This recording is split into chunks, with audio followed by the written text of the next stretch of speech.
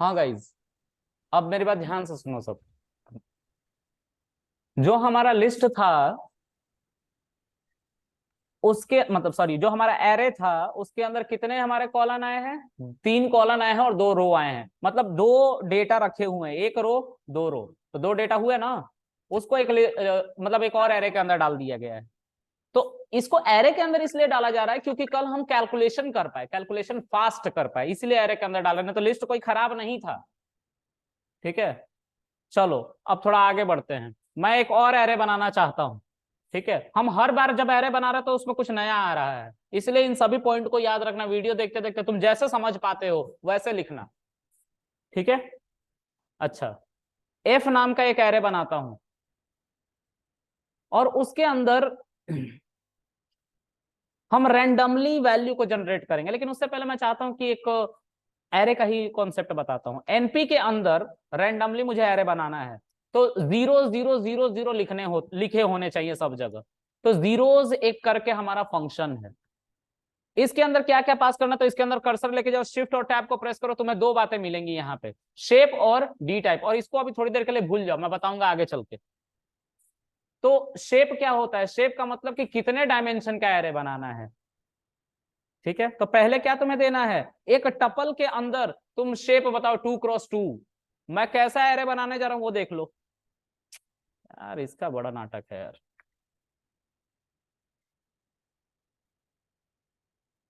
आधार ले, पता नहीं क्या हो रहा है, ये कुछ दिनों से हो रहा है, पता नहीं क्यों। एक एरे जिसमें 0 0 रखा हुआ है, एक और एरे जिसमें 0 0 रखा हुआ, और इसको एक और एरे के अंदर डाल दिया। तो ये 2 x 2 एरे बना ना, इसी को बनाने जा रहा हूं मैं। ठीक है, तो इस जीरोस का कहना है कि तुम शेप बताओ और हम उस तरह का एरे बना देंगे। लेकिन ये एरे जैसा हम चाहते थे वैसा बना के नहीं देगा। क्यों? क्योंकि इसमें पॉइंट वैल्यूज आ गई हैं बाय डिफॉल्ट। तो इसीलिए बोला गया था कि तुम डी टाइप को यूज करके क्या कर सकते हो, इसका डेटा टाइप डिसाइड कर सकते हो। और इंट क्या मानू, 16 मानू, 8 मानू कि 32 मानू? 8। क्यों 8 मानूंगा? डेटा का रेंज कम है अभी सर, इसलिए। तो ज्यादा मेमोरी क्यों वेस्ट करेंगे हम। ठीक है, तो देखो ये हमारा एक एरे बन के आया। अब एक और है एरे, सेम इसी को कॉपी कर लो। इसको हम जी मान लेते हैं और यहाँ पे भी हम क्या लिख देंगे, जी। अब यहाँ पे जीरोस की जगह पे नमपाई के अंदर एक और फंक्शन दिया गया है जिसको वंस कहते हैं। ठीक है, ये भी सेम करके देता है चीजों को। अब तुम बोलोगे सर टूज भी होगा, फिर थ्रीज भी होगा। मैंने बोला नहीं, ये नहीं होता। इसके अंदर एक फुल होता है इन्हीं सब चीजों को करने के लिए। क्या होता है? फुल। अब इस फुल के अंदर तुम्हें क्या करना वो देखो। इस फुल के अंदर कुछ नई बातें बतानी पड़ती है। शेप तो पहले बताना पड़ेगा, फिर किस वैल्यू से तुम फिल करना चाहते हो उन शेप को, तो वो वैल्यू बतानी पड़ेगी तुम्हें। तो मान लो मैं चाहता हूं कि 5 से फिल किया जाए,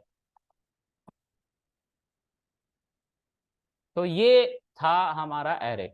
ठीक है, इतने में किसी को कुछ ऐसा है जो ना समझ में आया हो?